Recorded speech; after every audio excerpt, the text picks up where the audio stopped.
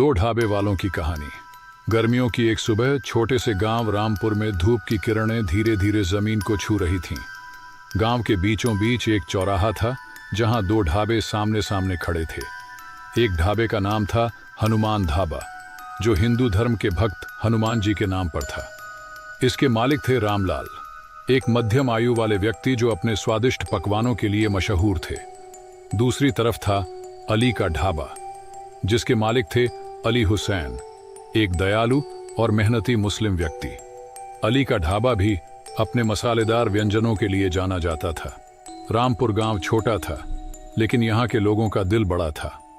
हालांकि इन दो ढाबों के बीच एक अदृश्य प्रतिस्पर्धा थी। रामलाल और अली हुसैन एक दूसरे से बात तो करते थे, लेकिन उनके बीच हमेशा एक तनाव सा रहता था। गांव वाले भी इस बात को महसूस करते थे, लेकिन किसी ने इसे खुलकर कभी नहीं कहा। एक दिन गांव में एक नया व्यक्ति आया। उसका नाम था राजेश और वह एक ट्रैवल ब्लॉगर था। राजेश ने रामपुर गांव के बारे में सुना था और यहाँ के ढाबों के बारे में जानने की उत्सुकता थी। उसने पहले हनुमान ढाबे में जाने का फैसला किया। रामलाल ने राजेश का स्वागत किया और उसे अपने विशेष व्यंजन परोसे। राजेश ने खाने का आनंद लिया और रामलाल से बातचीत की। रामलाल ने गर्व से कहा, यहाँ के हर व्यंजन में हनुमान जी का आशीर्वाद है। अगले दिन राजेश ने अली के ढाबे में जाने का फैसला किया। अली ने भी राजेश का गर्मजोशी से स्वागत किया और उसे अपने मसालेदार व्यंजन परोसे।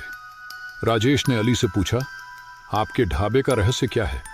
अली ने मुस्कुराते हुए कहा, यहाँ हर व्यंजन में प्यार और मेहनत का स्वाद है। राजेश ने दोनों ढाबों के बारे में अपने ब्लॉग पर लिखा और यह ब्लॉग पोस्ट वायरल हो गया।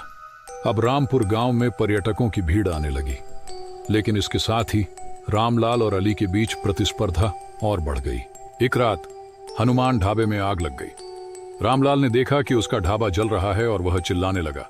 गांव वाले इकट्ठा हुए और आग बुझाने की कोशिश की। आग बुझ गई, लेकिन ढाबे को काफी नुकसान हो चुका था। रामलाल को शक हुआ कि यह काम अली का हो सकता है। उसने गांव के सरपंच से शिकायत की, लेकिन कोई सबूत नहीं था। अगले दिन अली के ढाबे में भी एक रहस्यमय घटना हुई। किसी ने उसके ढाबे के बाहर गंदगी फैला दी थी। अली को लगा कि यह काम रामलाल का हो सकता है। गांव में तनाव बढ़ गया। लोग दो गुटों में बंट गए। एक तरफ रामलाल के समर्थक थे तो दूसरी तरफ अली के। एक दिन गांव में एक नया व्यक्ति आया। उसका नाम था इंस्पेक्टर राजन और वह एक पुलिस अधिकारी था। उसने गांव में हो रही घटनाओं के बारे में सुना था और जांच करने आया था। राजन ने रामलाल और अली से बातचीत की। उसने पाया कि दोनों के बीच एक गहरा मनमुटाव था, लेकिन कोई भी सबूत नहीं था कि यह घटनाएं उनमें से किसी ने की हों। राजन ने गांव वालों से बातचीत की और पता लगाया कि एक तीसरा व्यक्ति भी था जो इन घटनाओं के पीछे हो सकता था। वह व्यक्ति था मोहन, जो एक पुराना दुश्मन था रामलाल और अली दोनों का। मोहन चाहता था कि गांव में फूट पड़े और वह अपना फायदा उठा सके। राजन ने मोहन को पकड़ लिया और उसके खिलाफ मामला दर्ज किया। गांव वालों को सच का पता चला और उन्होंने रामलाल और अली को समझाया कि वे एक दूसरे के साथ मिलकर रहें। रामलाल और अली ने एक दूसरे से माफी मांगी और दोस्ती की नई शुरुआत की। उन्होंने मिलकर एक नया ढाबा खोलने का फैसला किया, जिसका नाम रखा गया एकता ढाबा।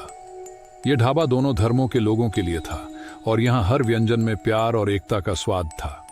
गांव वालों ने इस नई शुरुआत का स्वागत किया और रामपुर गांव एक बार फिर से शांति और खुशहाली से भर गया। दोस्तों, यह कहानी थी दो ढाबे वालों की, जिन्होंने अपने मनमुटाव को दूर किया और एकता की मिसाल कायम की। अगर आपको यह कहानी पसंद आई हो तो इसे लाइक और शेयर करें। और हाँ, मेरे YouTube चैनल सच्ची कहानी को सब्सक्राइब करना न भूलें, क्योंकि यहाँ आपको ऐसी ही रोचक और सच्ची कहानियाँ सुनने को मिलेंगी। धन्यवाद।